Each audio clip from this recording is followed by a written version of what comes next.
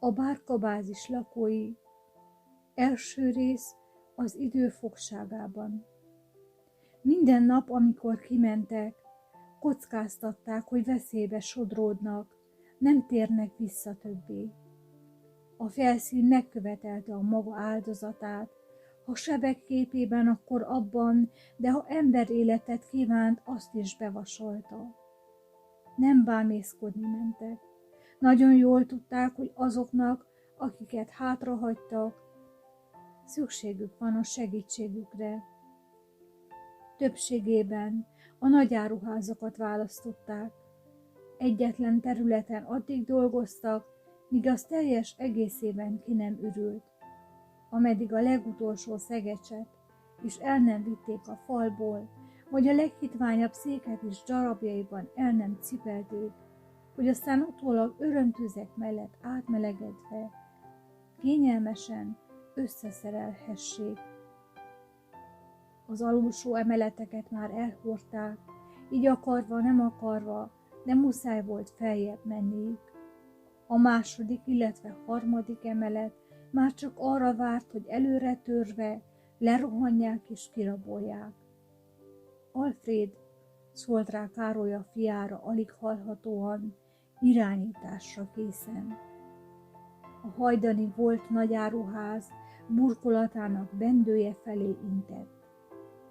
Esővíz öntözte, szorványos vegetáció burkolta be. Butikok hordalékai mellett vitt el az útjuk, amiknek ajtaját már terjedelmes vastag indák vették körül. A fedélrendszerből alápotyogott zúzalékot a megpetyült talajba tiporták. Leszobroztak. Egy koromsötét, egybeszabott munkaruhás, maszkos és fejvédős férfi egy-két lépéssel a falnál termett. Kileselkedett az alsó és a felső emeletekre, majd visszahúzódva ismét Alfred felé fordult. Felemelve a kezét, intette az útvonalat. Balra. Harmadik cimborájuk legugolt.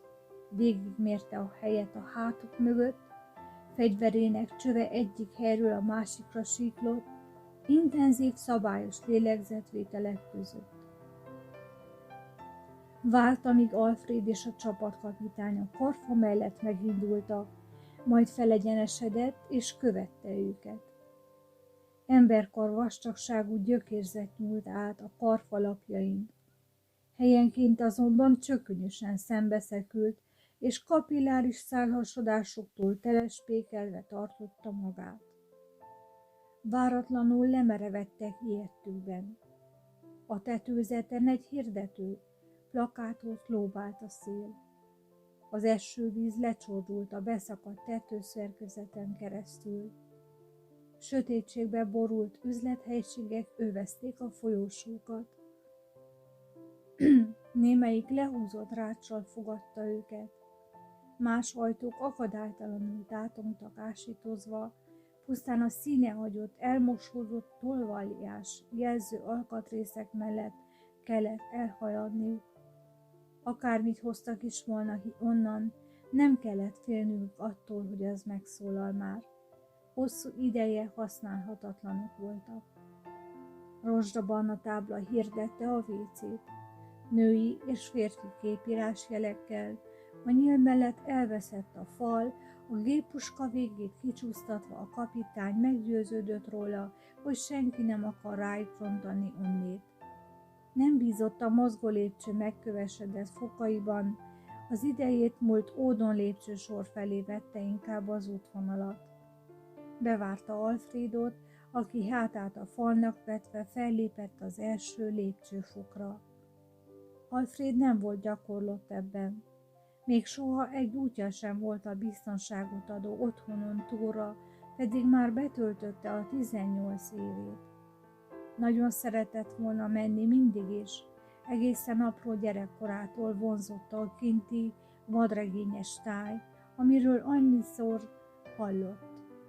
Egyszer a kapitány csapatába jelentkezők kerestek, és ő természetesen egyből jelentkezett a feladatra. Némi mérlegelés után Úgy döntöttek a nagy tanácsban, hogy megelőlegezik neki a bizalmat az utazásra.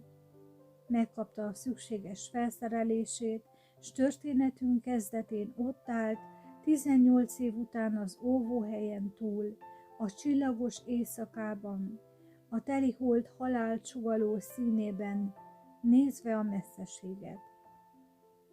Kétségtelenül örült a feladatnak, de ahogy elhagyta a kis otthonának óvóhelyét, sötét aggodalom markolt vele a szívébe. Eddig életében elkerülte ez az érzés, de most rohamszerűen tölt rá.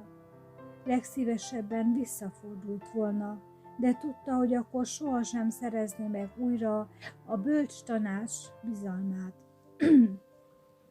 Köteles volt tovább menni, és bízni szeretett apjában és társaiban, akik mivel tudták, hogy ez az első útja a világban, óvták akár egyik a másikat. Lassan távolodni kezdett a biztonságot nyújtó ház, ahol az első és utolsó általa ismert óvóhely kapott helyet.